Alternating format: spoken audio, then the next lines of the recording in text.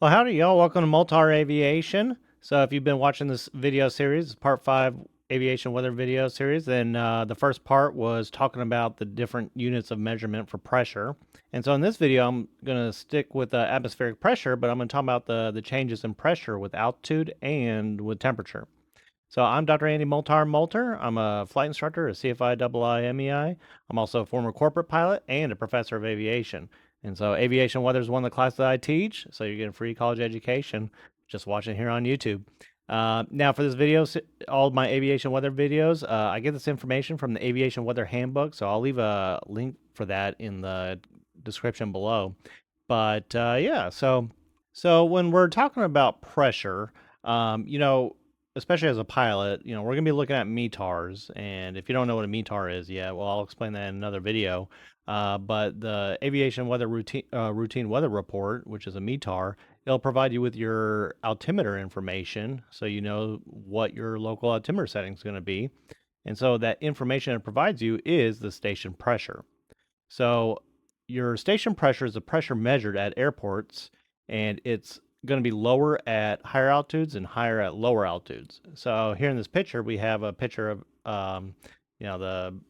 the mercury cylinder at New Orleans here, and so they're reporting the pressure to be 29.902 inches of mercury, but then about 5,000 feet higher in Denver, the reported altimeter setting is going to be 24.902. And so you'll see as we go up in altitude, the pressure decreases. So remember, air it has mass, and because mass plus gravity equals weight, at higher altitudes, as the air is sitting on top of itself, it kind of compresses down. You got someone at the bottom of a dog pile on a football game. You got all those bodies on one person. Then that person on the bottom, they're going to experience more weight than the person on the top of the dog pile. All right. So pressure varies greatly with altitude. And if you remember before in previous videos, which if you haven't been watching the videos, make sure you subscribe so you get notified every time there's a new video. Uh, there's something called the International Standard Atmosphere. And so we always have to have some kind of reference to which we measure everything. And so we use sea level as the most useful common reference. And so everything's measured from there. So for the International Standard Atmosphere, standard pressure is going to be given as 29.902 inches of mercury when it's 15 degrees Celsius at sea level. But as we go up from sea level, well, we say that the pressure decreases at a standard rate of 1 inch of mercury per 1,000 feet. And so just kind of giving you some rough numbers here. At sea level on this picture, it's saying that it's 30 inches. It's really, standard day is going to be 29.902, but hey, we're pilots, close enough. So 30 inches of mercury.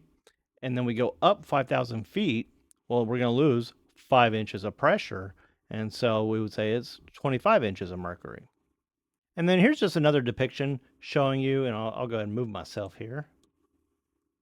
Well, I'll do that in the editing. Um, but, in this picture, we have, different altitudes. And you just see as we go up in altitude on the right side here, and I'll go ahead and do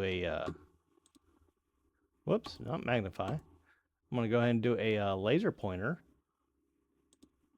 So on the right side here of this picture, we show our altitude, and then on the left side, we show our pressure, which if you watched the last video, you know that we can either report pressure as inches of mercury or millibars. And so for a lot of charts, we use millibars. And so near the surface, it's going to be like 1,000 millibars. But then as we go up in altitude, see here at 500 millibars, that's 18,000 feet.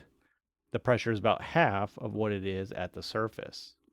And as we keep on going up in altitude, the pressure is decreasing because it's less air. So less air means less air mass, and the gravity is the same. So you have less weight. And so here's the airliner. And the reason why airliners like to fly so high is one, less air means you need less fuel. And then less air also means less drag, so they can go faster. But then as we go up in altitude, see here at 53,000 feet, the pressure is only 100 millibars. So that's 1/10 of the pressure at sea level.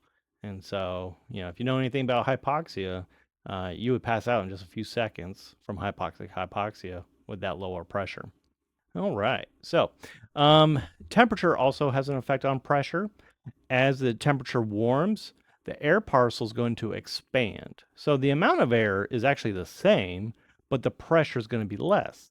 So if you see here on the left, you got some cold air. So you count all these white dots, which are just air molecules.